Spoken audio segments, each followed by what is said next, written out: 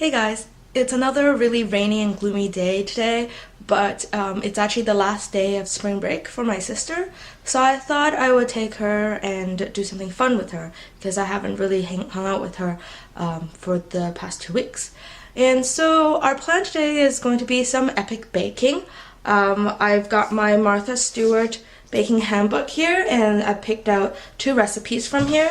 I'm thinking of making a chocolate cupcake with Nutella and also a cheesecake. So I've got the recipe copied out on this little cue card so it's easier for me to go shopping and get things done.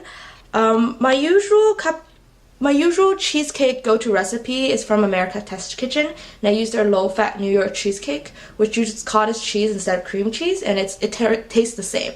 But today I thought I'd try something different, so I'm doing a lighter ricotta cheesecake, and we'll see how it turns out. So we just got home from the grocery store, and I'm gonna get started on my chocolate cupcakes, but guess what this person is doing, She says she's hungry, so am I, okay? But I gotta... Anyways, so she's gonna have some cereal. Anyways, I've got most of the ingredients laid out here. These are what I'm gonna use for both of recipes. I've got like my baking powders, baking sodas, sugars, vanillas, yada yada yada yada da, and yeah, let's get started. So my chocolate cupcake batter is done. I hand whisked this one because it's a very small batter, only makes a dozen cupcakes, so I didn't want to bring out the red machine.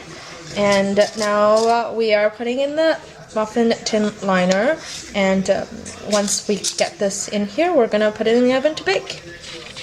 So I got the batter into the liners. It's quite a runny batter, so I don't know how that's gonna turn out. I also decided to mix a little bit of peanut butter and Nutella with milk into this kind of ganache consistency thing, and I'm gonna put a little dollop in each cupcake and see how that turns out. I don't know if this is gonna bake properly, but we'll see. So the cupcakes are out of the oven, and you can see that this is the little filling that we put in. It looks okay. I'm going to open one up to show you guys, but I realized that the liner was not ripping off properly, and I don't know if that's because the cupcakes are a little undercooked or if it's just not enough oil in the batter, but let's see what it looks like. Oh, it's very dense. Very, very dense when I cut into it, not the fluffy texture that I was expecting. So the inside feels quite moist, so that should be good. I don't know. Alright, taste test time. I'm just gonna take a little chunk and see how it is.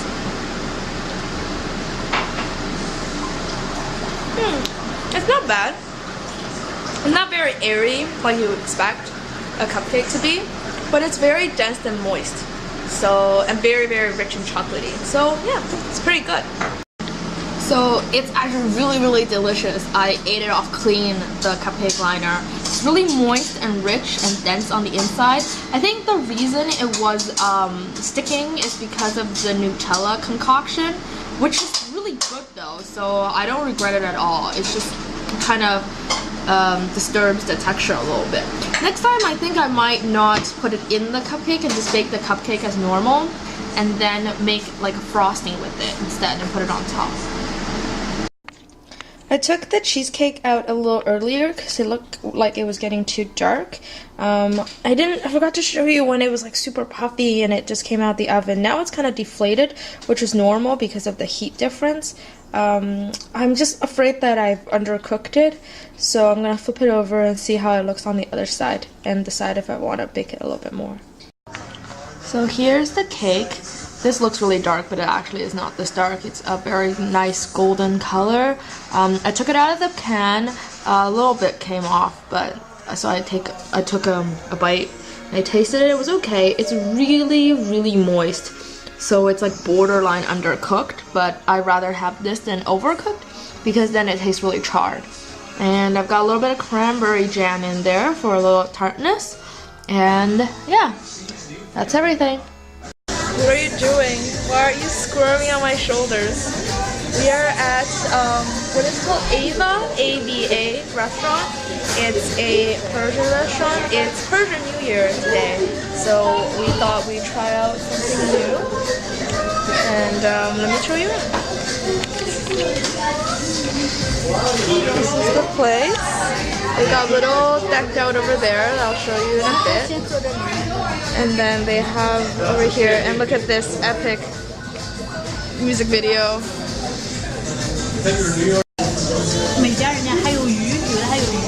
New Year's at Persian New Year? Yes. Right? So we're at a Persian restaurant to try it out. Let's all be educational. This is Farsi for Happy New Year. It is Shoma Mubarak? Don't know. This is an eggplant dish that we eat with the like bread thing. This is a very odd yogurt concoction. We thought it would be like one of those yogurt sweet drinks, but it's actually salty. So we got lamb, beef, and chicken. Look at this intense music video.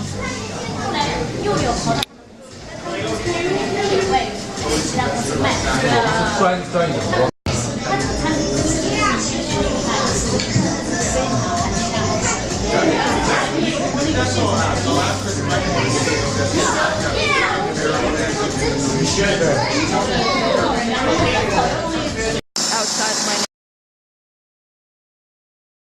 neighbor's house, and it is so loud right now.